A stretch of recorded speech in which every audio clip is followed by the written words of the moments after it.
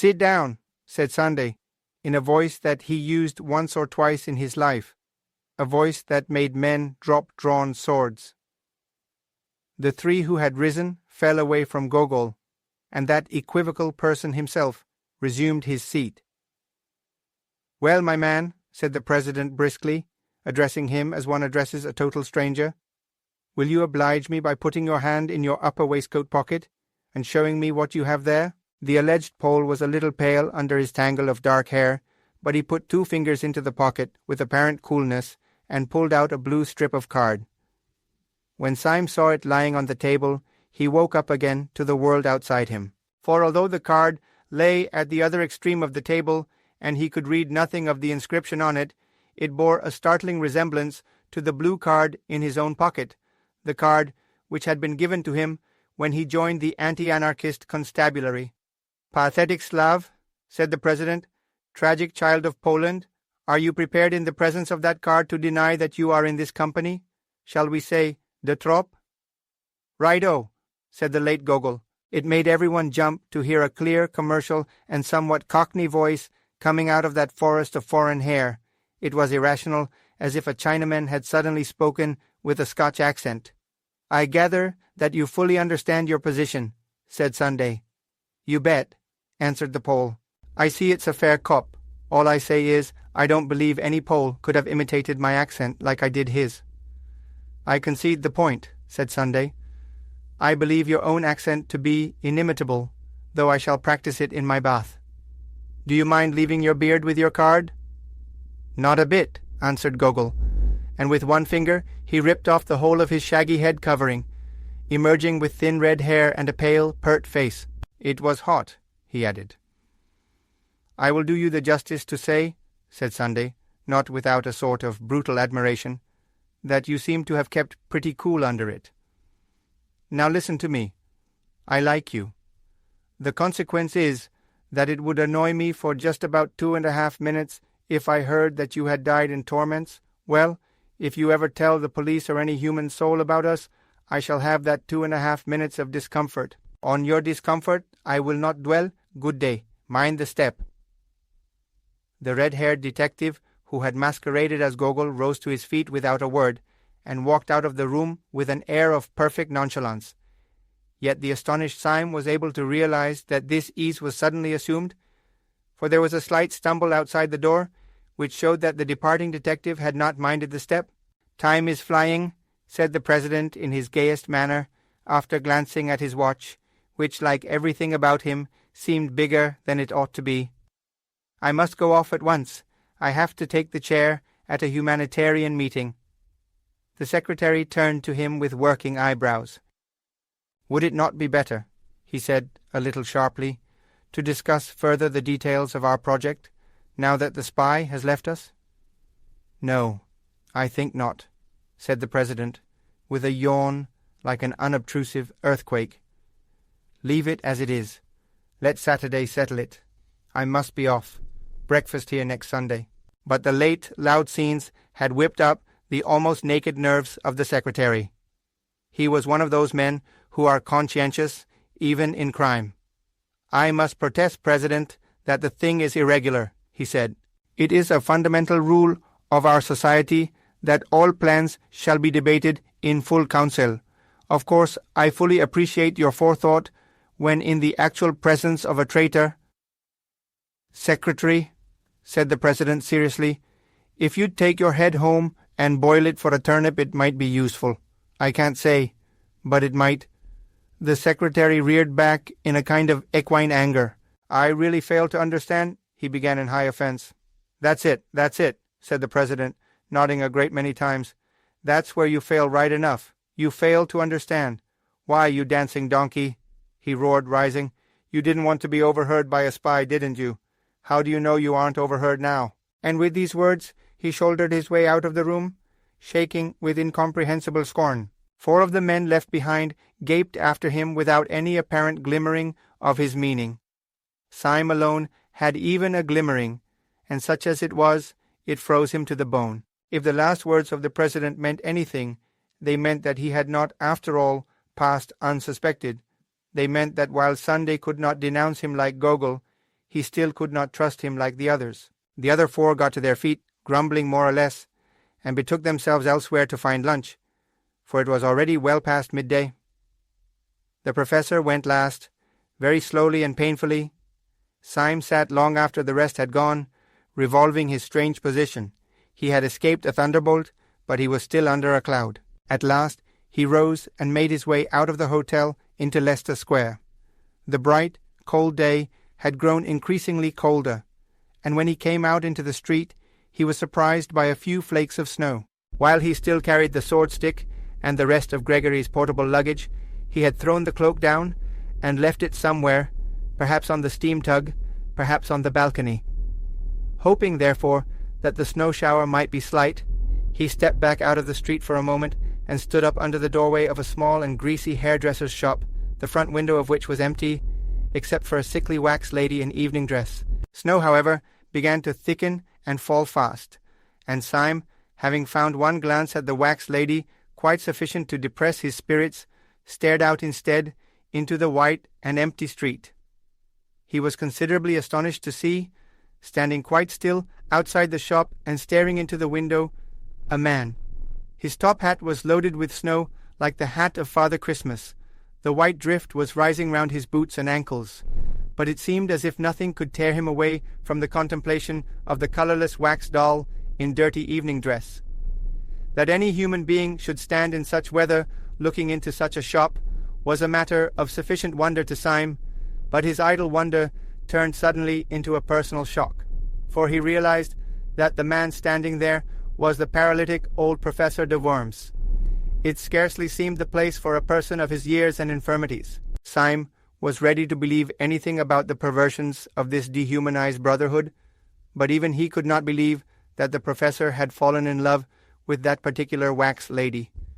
He could only suppose that the man's malady, whatever it was, involved some momentary fits of rigidity or trance. He was not inclined, however, to feel in this case any very compassionate concern.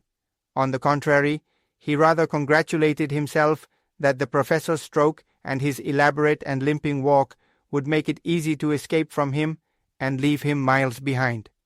For Syme thirsted first and last to get clear of the whole poisonous atmosphere, if only for an hour. Then he could collect his thoughts, formulate his policy, and decide finally whether he should or should not keep faith with Gregory. He strolled away through the dancing snow, turned up 2 or 3 streets, down through 2 or 3 others, and entered a small Soho restaurant for lunch.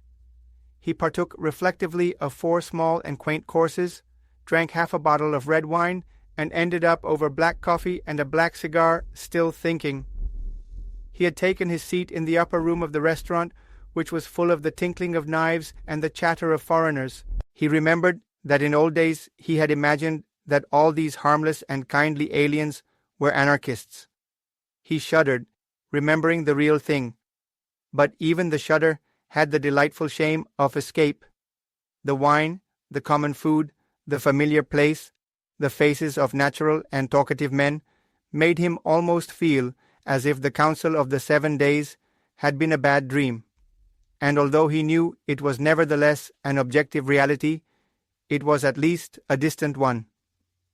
Tall houses and populous streets lay between him and his last sight of the shameful 7. He was free in free London, and drinking wine among the free. With a somewhat easier action, he took his hat and stick and strolled down the stair into the shop below. When he entered that lower room, he stood stricken and rooted to the spot.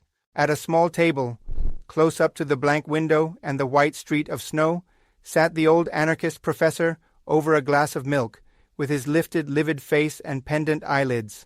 For an instant, Syme stood as rigid as the stick he leant upon. Then, with a gesture as of blind hurry, he brushed past the professor, dashing open the door and slamming it behind him, and stood outside in the snow. "Can that old corpse be following me?" he asked himself, biting his yellow moustache. "I stopped too long up in that room so that even such leaden feet could catch me up. One comfort is, with a little brisk walking, I can put a man like that as far away as Timbuktu. Or am I too fanciful? Was he really following me?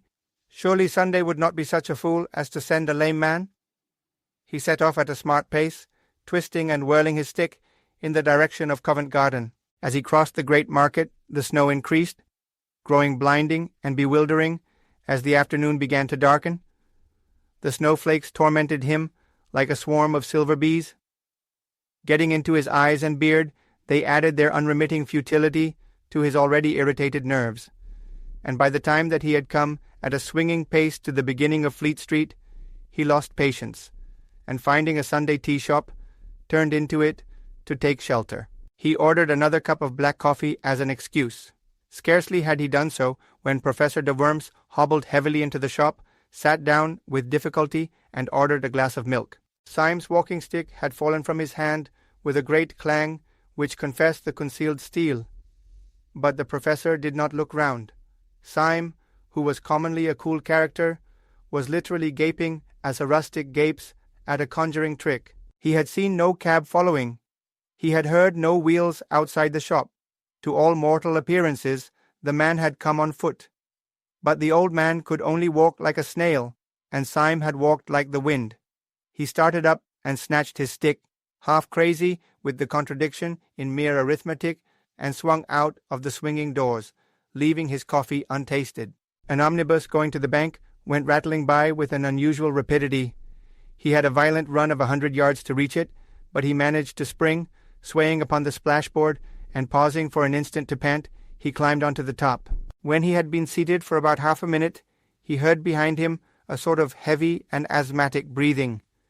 Turning sharply, he saw rising gradually higher and higher up the omnibus steps a top hat, soiled and dripping with snow, and under the shadow of its brim, the short-sighted face and shaky shoulders of Professor de Worms. He let himself into a seat with characteristic care, and wrapped himself up to the chin in the mackintosh rug. Every movement of the old man's tottering figure and vague hands, every uncertain gesture and panic-stricken pause, seemed to put it beyond question that he was helpless, that he was in the last imbecility of the body. He moved by inches. He let himself down with little gasps of caution. And yet, unless the philosophical entities called time and space have no vestige even of a practical existence, it appeared quite unquestionable that he had run after the omnibus. Syme sprang erect upon the rocking car, and after staring wildly at the wintry sky that grew gloomier every moment, he ran down the steps. He had repressed an elemental impulse to leap over the side. Too bewildered to look back or to reason, he rushed into one of the little courts at the side of Fleet Street as a rabbit rushes into a hole. He had a vague idea, if this incomprehensible old jack-in-the-box was really pursuing him, that in that labyrinth of little streets he could soon throw him off the scent. He dived in and out of those crooked lanes, which were more like cracks than thoroughfares, and by the time that he had completed about 20 alternate angles and described an unthinkable polygon, he paused to listen for any sound of pursuit. There was none. There could not in any case have been much, for the little streets were thick with the soundless snow. Somewhere, behind Red Lion Court, however, he noticed a place where some energetic citizen had cleared away the snow for a space of about 20 yards, leaving the wet, glistening cobblestones. He thought little of this as he passed it, only plunging into yet another arm of the maze. But when a few 100 yards farther on, he stood still again to listen.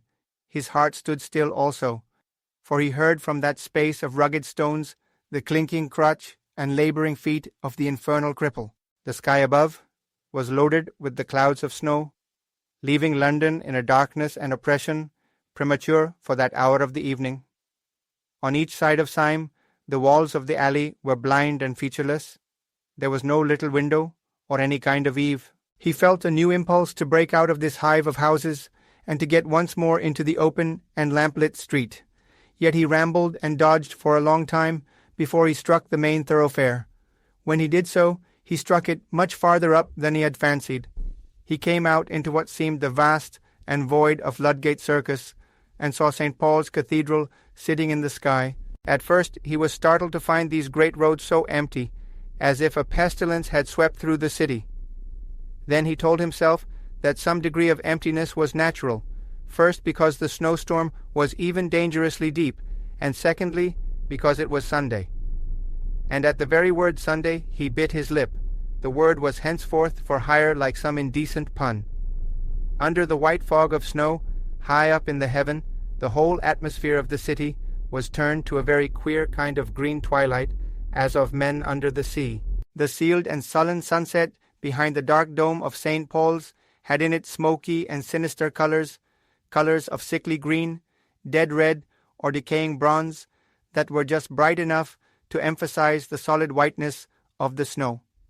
But right up against these dreary colors rose the black bulk of the cathedral, and upon the top of the cathedral was a random splash and great stain of snow, still clinging as to an alpine peak. It had fallen accidentally, but just so fallen as to half drape the dome from its very topmost point, and to pick out, in perfect silver, the great orb and the cross. When Syme saw it, he suddenly straightened himself, and made with his sword stick an involuntary salute. He knew that that evil figure, his shadow, was creeping quickly or slowly behind him, and he did not care. It seemed a symbol of human faith and valor, that while the skies were darkening, that high place of the earth was bright. The devils might have captured heaven, but they had not yet captured the cross.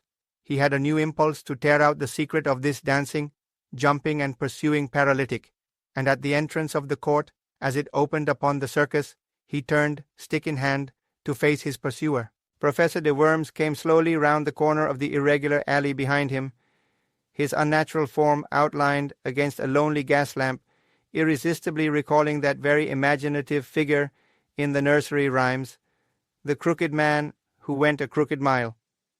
He really looked as if he had been twisted out of shape by the tortuous streets he had been threading. He came nearer and nearer, the lamplight shining on his lifted spectacles, his lifted, patient face. Syme waited for him, as St. George waited for the dragon, as a man waits for a final explanation, or for death. And the old professor came right up to him, and passed him like a total stranger, without even a blink of his mournful eyelids.